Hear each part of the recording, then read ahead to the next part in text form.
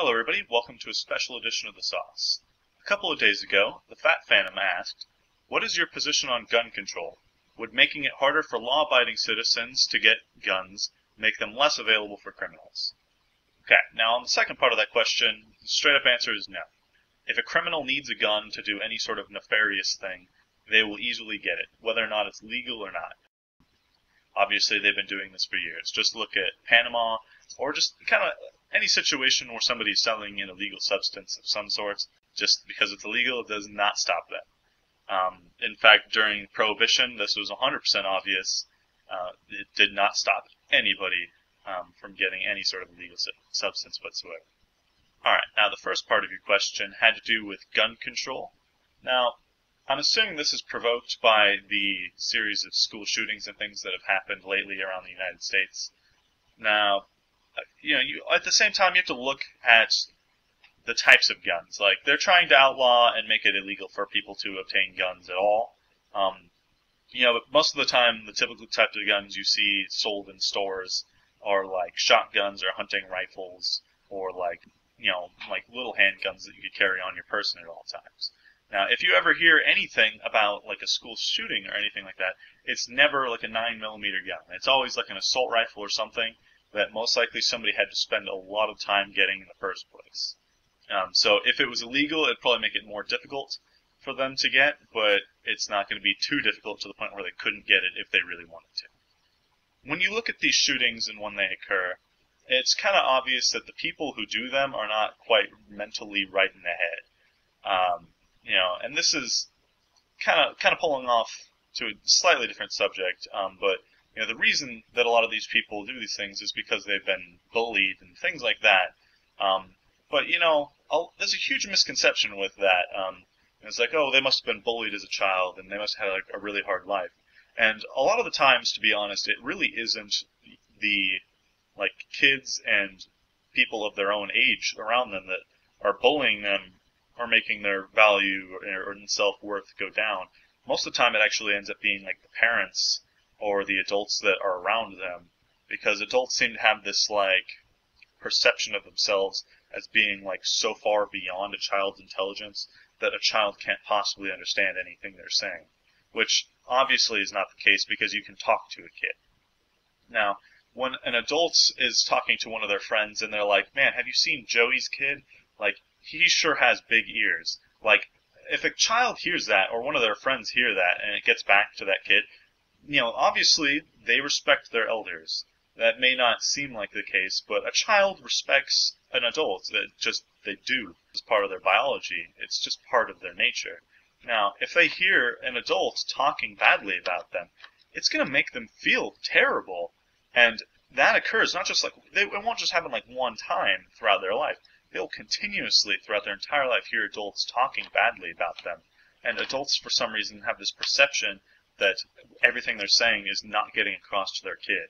Now, this just destroys and demoralizes children to begin with, which is probably, I would say, 50% of the reason why school shootings occur, is because of the things that adults are saying about children when they think that the children aren't listening.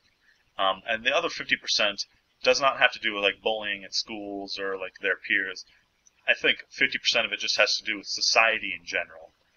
If you look at the crime rates in 2011 and 2012 for America compared to Japan, and then you kind of do the math with their populations, Japan's crime rate is a little bit more than half of the United States, but it's half. Now, it's not because Japan just has better people. It has to do with their entire culture in general.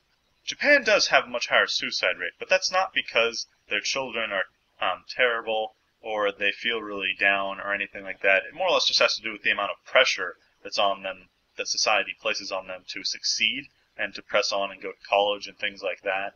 Now, this is going to bring me to another point. It's kind of related to your question, but not 100% so. And it's kind of bringing it into the whole thing's going on right now where Obama's trying to get rid of the Second Amendment. Now, a lot of people don't seem to understand exactly why the Second Amendment is in the Constitution. Now, if you're thinking about the Constitution, you have to look back at the people who actually wrote the Constitution.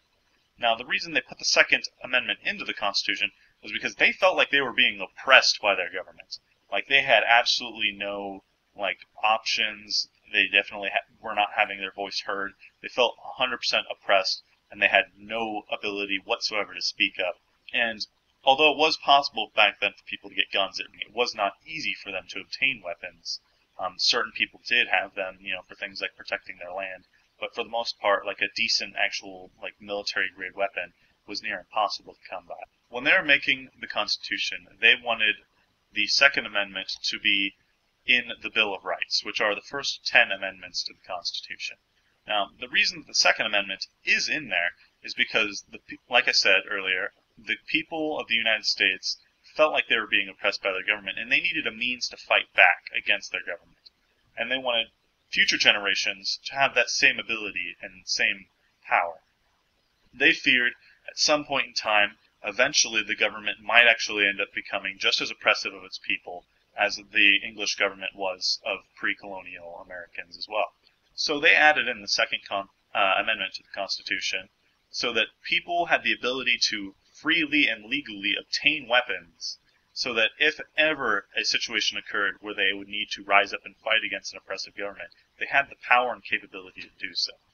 Now, I think it's completely unlawful, or not so unlawful, but just a terrible idea in general, for people to remove the Second Amendment from the Bill of Rights. If that is done so, how are we ever going to oppose any sort of government regime that may come up in the future? A lot of people currently feel like they're oppressed by the government, and they are definitely not afraid to voice their opinions on just about every sort of social media you can imagine. Okay, now this brings us back to the original question posed by the Fat Phantom. More or less, what is your idea on gun control?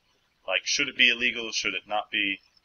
Type of situation. I think it should 100% be legal for people to buy guns in the United States. More or less of all varieties. Now, I obviously don't think that it's necessary for anybody to ever own a machine gun or anything like that. And if they do try to apply for one or get anything like that, I think there should be an absurd amount of red tape around that, so that it is near impossible for anybody to get anything like that. You can buy armored piercing rounds and things like that. That I think is ridiculous.